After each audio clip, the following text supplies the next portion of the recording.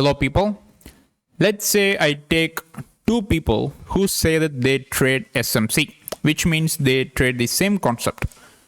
And I ask them a simple question, whether you will consider this as a breakout structure or not.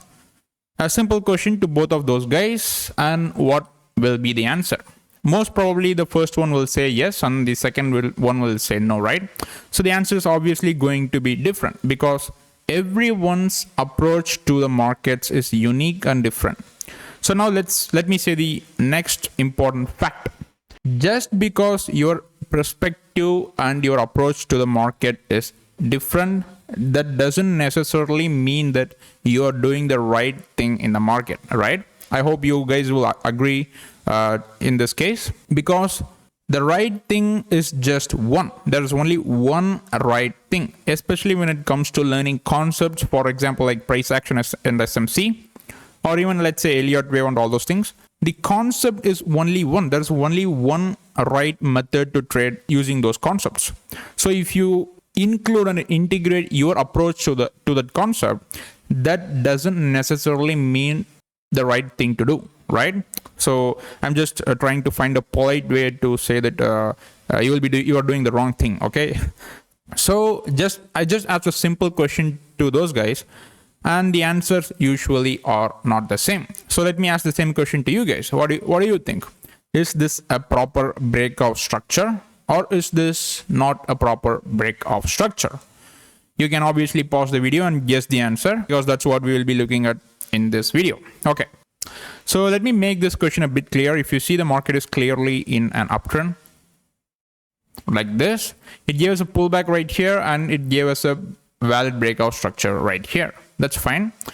In this case, if you see, the market gave us a pretty darn deep pullback, and then when the market gave us a BOS right here, this is a valid BOS. You should not be confused about this. This is a valid breakout structure. So now we are trading in this structure.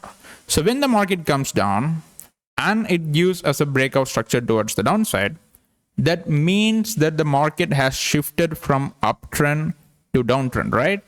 So how does the market shift from uptrend to downtrend?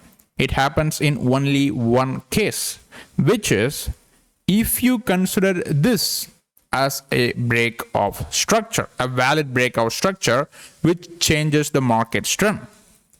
Okay, so before I answer this, okay, first of all, let me tell why this is important. Because if you learn this concept clearly and properly, you will be saving yourself from committing numerous mistakes, one after another, especially in market structure. So market structure is one of the fundamental pillars of SMC. If you don't get that proper, that means that you won't be trading the proper trend. Obviously, you will be losing a lot of money. We don't want that, right? Okay. So the issue is, when you consider that this is a breakout structure, then that means that according to you, the market has changed from uptrend to downtrend. For the people who don't consider this as a breakout structure, for them, the market hasn't shifted from uptrend to downtrend. For them, the market is still in an uptrend, which means they will be trading demand zones instead of supply zones, right? So the difference is very big, and it completely depends on which option you choose for this break. So that's the nuance in this concept. So let's make it clear. All right, folks. So before I start explaining all these things right here, I want you guys to understand something. This very question, this very concept that we are looking at in this video is a bit of a complex concept. So it's not easy to both learn and understand this concept in a single go. So I will be making a part 2 of the same concept and same video. And in this video, I'll be focusing on the simple method that you can use. There is a second method which is much more complex than this, which I'll be posting in the part 2. So saying that, let's look at these two examples. All right. So if you look at the example A, you'll be seeing that I mentioned this as a liquidity grab. You can call this liquidity hunt, liquidity grab, market manipulation by the central banks, all those things, completely fine. It's all the same thing. And trend change. People call this change of character. You can call this BOS obviously. I will call this as a valid breakout structure and a trend change. So that's that. I don't use the term church ever in my trading concepts. So I think that using church is not at all useful.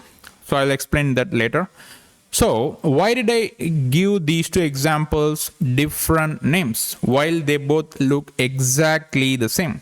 You should understand that the real problem is they both look exactly the same. That's why you commit the mistake of identifying a liquidity grab as a trend change and sometimes identifying a trend change as a liquidity hunt.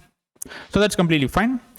So what's the one simple thing that you can do in order to find the difference between a liquidity grab and a proper change of trend? The answer is rather very simple. The answer is 0.5 Fibonacci level. The simplest and the most efficient method to differentiate between these two things is to use the 0.5 Fibonacci level in SMC.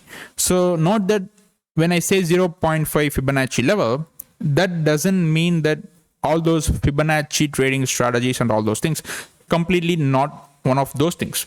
This is purely SMC based method of looking at market structure. So when the market gives you a pullback that reaches the 0.5 Fibonacci level, which is the equilibrium for every single structure, then that means that it's not a liquidity grab. It's a genuine change of trend. So in this case, in the example A, you can clearly see that the market hasn't given us a mitigation of 0.5 Fibonacci level. But in the second case, in the example B, if you draw the Fibonacci from the bottom to the top, you can clearly see that, okay, let me just drag this a bit. Okay, so now you can clearly see that the market has given us a 0.5 retracement level, which means that you will consider this breakout structure as a trend change. You will be looking forward to till in supplies. You will mark all these supplies right here, and you will be selling from these supplies. But in this case, this is just a liquidity grab. So you won't be selling any supplies or order blocks right here. When the market goes up, this is one of the worst places to trade or to sell in the market. So what will you be doing in the example A, in the first case? The answer is very simple. You will be trading demands instead of you trade supplies because the trend hasn't changed yet, right? So when the market grabs liquidity, hunts liquidity, and then the market comes and mitigates the demand zone, obviously this is a very good place to take buy entries. No sell entries if there is no trend change. Sell entries if there is trend change. So here, since there is no trend change, you should not even consider marking any supply zones right here. Mark a strong demand zone towards the left side of the market. Then you can do all those things. You can use stop entry, limit entry, confirmation entry, all these things. You will be hoping that the market will come up, give you a breakout structure right here, continuing its uptrend. So this is the whole technicality behind using the 0.5 Fibonacci level. So if you just think a bit patiently, you will learn that all these things that we looked here, deciding whether it's trend change or liquidity hunt, is predetermined by the 0.5 Fibonacci level. So something as simple as using the equilibrium level can completely change your approach and perspective in market structure and in SMC, right? So this is a simple method to differentiate between a liquidity grab and a trend change. Like I said, I will post a part 2 video where I'll explain a very complex, nuanced concept. So for now, let's go back to our example that we saw at the start of the video. All right, I think we both know what we should be doing here. Let's take out our 0.5 Fibonacci level, mark it from the bottom of the structure to the top of this structure. And if you see, the market clearly hasn't mitigated our equilibrium zone, which means that this breakout structure is not valid. So you should understand that before we determine whether this is a liquidity grab or a trend change, the first thing that we are using the 0.5 Fibonacci level is for this breakout structure right here. this is not a valid breakout structure, which means that this entire structure is not a valid structure. The valid structure starts from this point. So only when the market breaks this low, we should be considering it as a trend change. When the market breaks this low, it's just a liquidity grab. This happens multiple times in the market. The true change of character, the true trend change is right here. So you should understand this thing clearly. And also, if you see, that's the reason I have marked this one as C1. C1 in my style doesn't mean a valid breakout structure. If you look towards this structure, I haven't used any syllables like C1 or C0 in this point, right? Because according to me, this is a valid breakout structure, which means this is a strong structure and the trend is upside.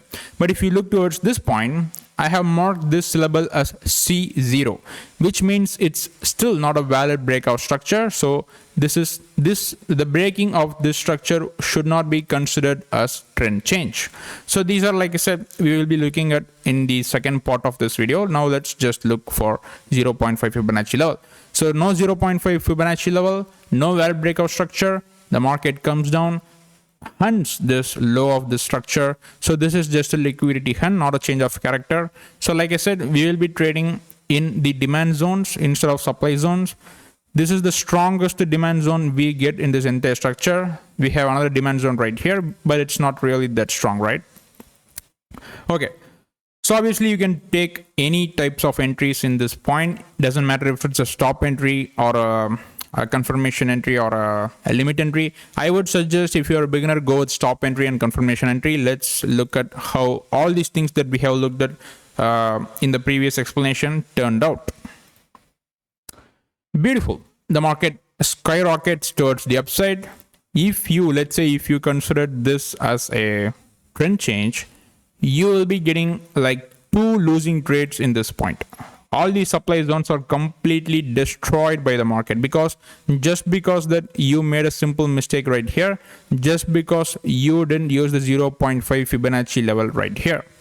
See, that's the reason I say a simple thing like using a 0.5 Fibonacci level changes the entire context of the market. So we get a breakout structure right here. The market is an uptrend. We can trade this structure when the market gives us a pullback. So that's all you guys need to know about the 0.5 Fibonacci level method that we use to determine whether the market gives us a liquidity hunt or a trend change. I'll post the second video very soon. I will try to post it very soon. And that's it for this video.